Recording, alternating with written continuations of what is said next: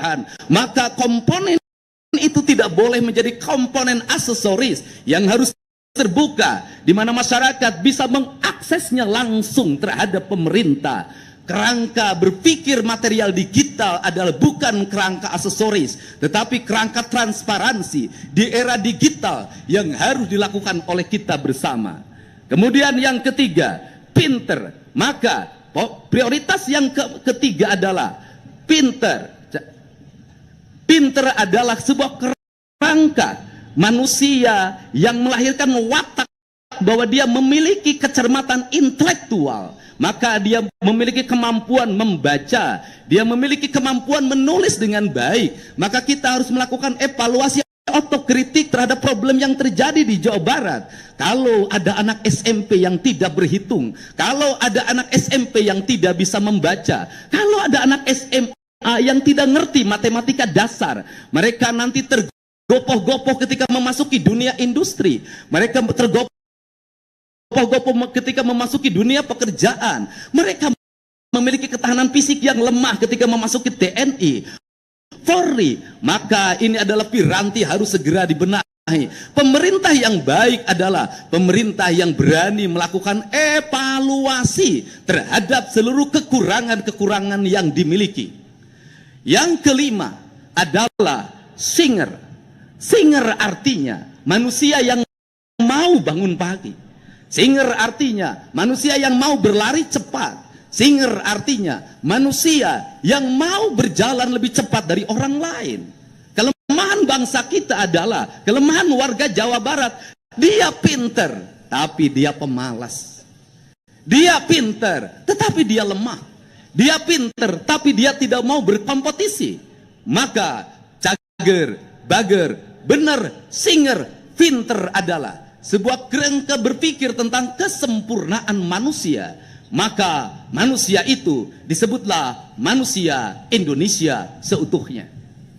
Maka pada pagi hari ini, atas nama pemerintah Provinsi Jawa Barat, saya menyampaikan permohonan maaf pada seluruh masyarakat Jawa Barat apabila masih ada anak Jawa Barat yang tidak bersekolah SD. Masih banyak anak Jawa Barat yang tidak bisa meneruskan SMP karena tidak punya seragam. Masih banyak anak Jawa Barat yang berhenti sekolah karena ketidakmampuan biaya. Maka dari itu adalah dosa besar yang kita pikul bersama. Seluruhnya harus terevaluasi dengan baik. Tidak boleh peristiwa itu terjadi lagi. Karena tidak boleh peristiwa itu terjadi lagi, maka kita harus berani melakukan koreksi. Selain itu, saya juga menyampaikan permohonan maaf karena masih banyak rakyat kita yang pulang dari rumah sakit secara paksa karena BPJS-nya tidak mengcover. Masih banyak rakyat kita yang mau masuk rumah sakit, BPJS perorangannya mati, tidak terbayarkan, sehingga mereka mengalami penderitaan dan mungkin mereka meninggal tanpa pelayanan. Atau mereka yang BPJS-nya tercover, terbayarkan, dijamin oleh pemerintah, tetapi tak sanggup diam di rumah sakit karena seluruh dapurnya terhenti karena tak ada beras, tak ada minyak goreng, tak ada bahan pangan yang dimakan, berbaring di rumah sakit melahirkan penderitaan yang lama. Maka dari itulah negara harus senantiasa hadir. Saya mengajak pada seluruh jajaran aparatur pemerintah di Provinsi Jawa Barat, para ketua RT, ketua RW, kepala desa dan kelurahan, para camat, bupati dan wali kota, untuk senantiasa membuka layanan terbuka bagi masyarakat, agar masyarakatnya bisa mengadu terhadap apa yang dia alami, agar kepala desa membuka rumahnya, menerima rakyatnya dalam setiap waktu, sehingga keluh kesahnya bisa dijawab, agar para camat juga sama, agar para bupati, wali kota juga sama, seluruh jajaran kalau dilakukan secara kolektif, maka sendi-sendi penderitaan itu akan segera terselesaikan.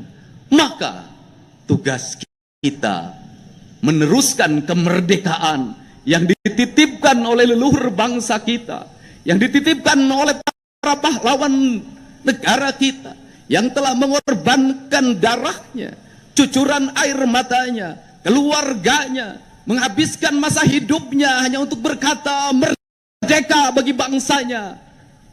Hari ini dalam keadaan bahagia, karena negara yang dititipkannya mampu dikelola dengan baik oleh para penerusnya yang memegang tahta kekuasaan baik di legislatif, eksekutif maupun yudikatif. Tetapi sebaliknya, manakala kita menjadi pengkhianat dari apa yang dia titipkan, maka pada saat ini leluhur kita, para pahlawan kita